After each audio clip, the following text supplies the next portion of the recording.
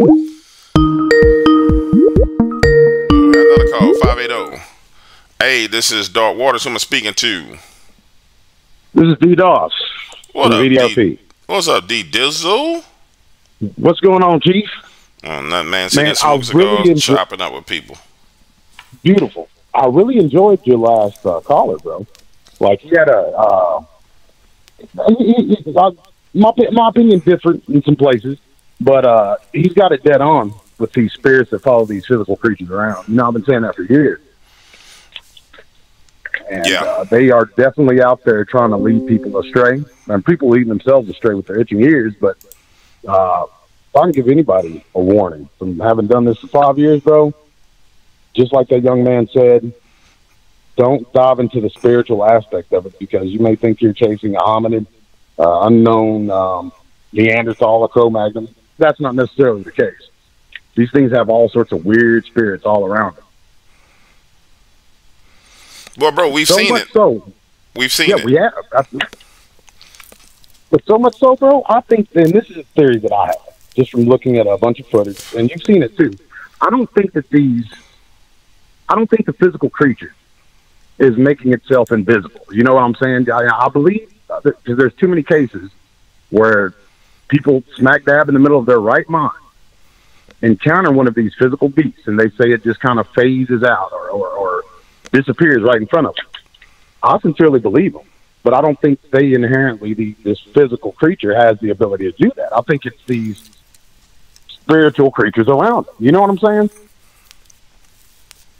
Like, it's almost like they're working in tandem, or these spirituals, the demons, let's just call them what they are. These demons are shielding these things.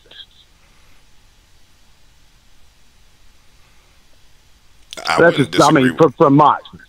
I wouldn't disagree, bro. When we ran Dogman cams, if you go back and look at every piece of evidence we captured, where there was a Bigfoot face or there was a video of Bigfoot, irregardless of what the hater said, we captured evidence. If you look in the same picture, there were things in that picture that just looked like it was a demon. We've all seen it.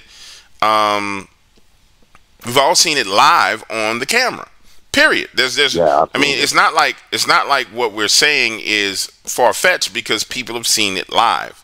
I mean, there was time when Vault was out there, bro, and we looking at Vault on the camera like, what the hell is that thing over there? He's like, I don't see nothing. You're not Vault. I don't see nothing over there, DW. Yeah. Dude, there's something right there, bro. What do you? I don't see nothing. I'm telling you, bro.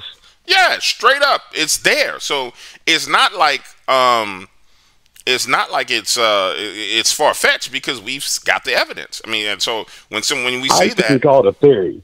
Yeah, it's, you know, you're right, because it is pretty much, there's multiple just from the Dogman Cams project. You're right. Mm-hmm. There's multiple case studies just within that project itself, not including all these great independent researchers, independent field investigators and stuff that come back, and everybody writes it off because that's why it's not true research. When you omit certain pieces of evidence you find, you're supposed to present everything that you get. And I'm not picking on anybody. I'm just saying in general. I caught myself doing it early on.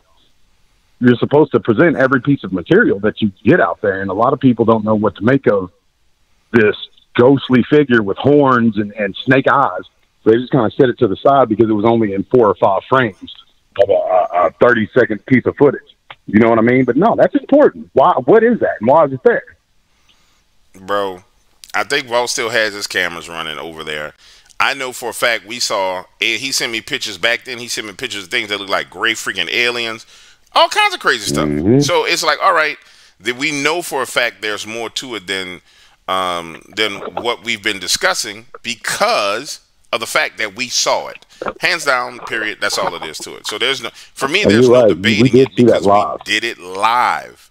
So there's no debating it. We did it live. So people can have their opinions, and I'm cool with that. But bro, we did it live. And when you talk, for example, if you were to try and poke a holes in it, nobody can say Vault wasn't a good investigator. He went out there, coming out of there with nosebleeds and headaches and sleeping for 3 days. Absolutely. So it wasn't like stayed a lot longer than he should have sometimes. Yeah, he's a badass investigator. He was out there in them streets doing it. So that wasn't a problem. So there was no holes to poke in that whatsoever. There's no holes you can poke in that project whatsoever when it came to Nope. the evidence that was captured, and then the ancillary evidence that was captured. I mean, there's just no hole that you can poke. So, people are gonna have their opinions. A lot of people have opinions, but when it comes to what we do here on the Dark Waters channel, man, I can back it up. I can go find the pictures. I'm pretty sure I can find a picture now where, in fact, let me see if I can find it, because I'm pretty sure I still got the photos. The one that comes to mind. Do you remember the one like? And it was when the cameras captured that massive head of that giant right in between those two trees. Right, you know exactly what I'm talking about. Then, like after the show, we were kind of chopping it up and we broke it down, and there was that, for lack of a better word, a devil, a demon, and I mean it was straight. It was ghastly. You couldn't call it anything but that. This wasn't an anomaly. There was symmetrical features. You know, there was eyes adjacent from one another symmetrically. A nose in between that and the mouth. But those eyes, man, that's like. Hold on, I remember you were saying that you found it. Mm-hmm. Let me see if I can figure out how. I remember you said that you don't even feel right looking at it, bro. And then I started saying that it gives you a weird feeling. Let me see. Add image. Browse. So the concept that notion is off base is, to me, is just retarded. Like it's you can tell that to somebody else. You're not gonna be able to tell that to me, bro. I'm sorry. You're not gonna be able to tell that to me. I try to be pragmatic. You know what I mean? But we know. Is this it? Because it had. Let's see. Watch. The good thing is, all right, I got it on the screen right now. So you got the white box, ladies and gentlemen, where the Bigfoot head is. Vault identified. No, it was Vault and Wendy Wilson who saw this. So that's the head right there in the white box. You see this hooded thing in the red box, and then you see this thing with a symmetrical shape, 2 eyes, a big old head, a nose right there. So it's not like when we talk about this, we don't know what the hell we're talking about because we did it. You know what I'm saying? There you go. Yeah. And I've seen it countless times. You see the hooded thing with the red eye, with the glowing eyes, and right there. You see what looks like a hood. You see that, and then, bro, you didn't see that any other time. It was after that you didn't see it anymore. We didn't identify that anymore. Man, so that's a wicked thing, bro. Yeah. So, and like I don't. People can say what they want to say, bro. I watched those cameras a lot, and I saw a lot of creepy stuff that was just insane. I'm talking about seeing stuff that when you see it on camera, the atmosphere in your house change. You know what I'm saying?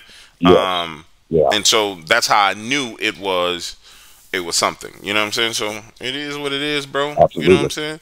Homie. That's the message I'd like to give your audience, too. You know, that young man was dead on. Having broken down, and I've told you this before in private, but I'll say it in public because I have nothing to hide, and they need to be aware. If you are looking into the actual field research portion of it, like the camera projects, and you are taking and breaking down footage and trying to see what's in there, and there's astrophysicists and theoretical physicists at the CERN Large Hadron Collider in Geneva, Switzerland, that basically came out and said this same thing. These things aren't, these devils, they're not bound by time and space as a concept that we would understand. There's something else going on with it. And as crazy as it sounds, I'm not the only one. I won't throw no names out there, but when you break down this footage, and I broke it down 60 frames per second, say it's a 10-minute long video, 60 frames per second, you go through all those frames, you're going to catch something if something's there. But the more you pay attention to these things, even in still or digital photos, the more they start paying attention to you. For instance, like that picture of that ugly devil that you got up there, something like that, looking from behind a tree, you can only see half of its face. The more you pay attention to it, the more focus you put on it, it'll become 2 eyes instead of 1. Now, I know that sounds crazy. If you go to the actual CERN website, I think it's under the theoretical physics part of it. There's this professor that explains it perfectly, better than I could. But there's something about time and space that these things are distorting, or they're not, they don't adhere to. So I definitely, like you said, the atmosphere in your whole house will change. When you, like some of these ghost shows I watch, or I used to watch, I don't mess with that now. But when they have the EVPs or you see an apparition, like you feel it. That's because you are looking at that thing, whether it was filmed 5 years ago, you're seeing it in real time. So it's animating itself in real time. And that's why you'll hear of a lot of people who watch these ghost shows and who even look at the field research, like I'm talking about, break it down a whole lot. They'll start getting themselves in spiritual jams within their own homes, simply from just paying an overt amount of attention to it.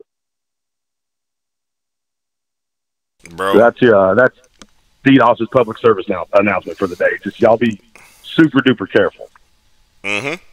And if you're not careful, bro, what'll happen to people is what happened to some other people who decided they were going to go prance around in the woods and I'm looking for Dogman, I'm looking for this, I'm looking for that, and something followed them home. Some people call it the hitchhiker theory. They call it whatever they want, bro. That's why there's a limit to what I'm willing to do and how far I'm willing to go to prove a point. Because at the end of the day, my family's health and mental health is more important than proving a point to anybody. You know what I'm saying? I talked to enough witnesses to know without a shadow of a doubt what's going on, to know that there's more that goes on in those woods.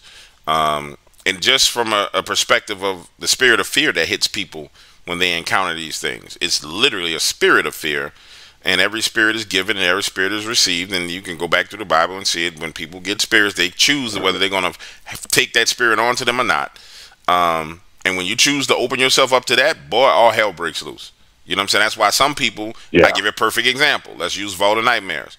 Vault would go his crazy ass out there and walk around and just walk. Because he didn't give to a spirit of fear. So he was the perfect field investigator because he would just go out there and do it. I'm going to go do it. I'm going to go outside right now. No, don't go. I'm going right now. Period. And he was a perfect example of what happens when you don't allow the spirit of fear to fall upon you. And it's just, but people don't understand those spiritual aspects of it, but they want to run out there and do stuff, and they have no freaking clue what they're doing, bro. No clue. No clue. None whatsoever. And that's the unfortunate part about it. These concepts that a lot of these, like History Channel and Nat Geo, concepts that they put forth about this creature are the information is very slim and incomplete, in my opinion. Because you ask any Native American traditionalist, which, when I started, that's where I got a lot of my information from, and coming back around, even looking at it through a biblical perspective, they were right about a lot of stuff.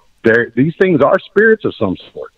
The physical kind maybe as well. I have my own theories about that, as you know, but suffice it to say, if these physical beasts are running around with these demons attached to them or following them or whatever the case is, then they're just as spiritually dangerous as the spiritual creatures themselves, in my opinion. So, yeah, I'd absolutely have a double layer of armor on it. People just think I was crazy when I first started going in the woods, like 5-6 years ago, because I didn't carry a gun or anything. I wasn't afraid of them. They didn't put fear into me whatsoever.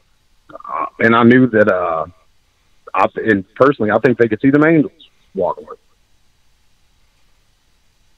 them. Yeah, I mean, it had to be something, because they would try to, at the very beginning, project fear. And I'm talking about these physical beasts, you know what I mean? With their little tricks that they would do, because they know that they are fearsome creatures to us. There's no doubt in my mind. But I'm not beholden to their nonsense. No, I'm with you, and that takes a special kind of faith. I'm not about walking around in the woods with no monsters. You know what I'm saying? I don't need to be testing God like that. I don't need to be testing my faith like that. I know what it is. I ain't about that action. I tell anybody I'm not about that life at all. But if I found my situation where I had to, someone was in danger, then we're gonna walk that out like Usher. You know what I'm saying? We're gonna walk it out. But other than that, I ain't playing around. You know what I'm saying? I'm not messing around. Yeah. And you know a little bit of inside baseball. Like I now having matured in my faith, I believe there's an absolute reason why the Lord dissected fear from me for that specific purpose. Because everybody who got close would project theories instead of giving that raw data as is.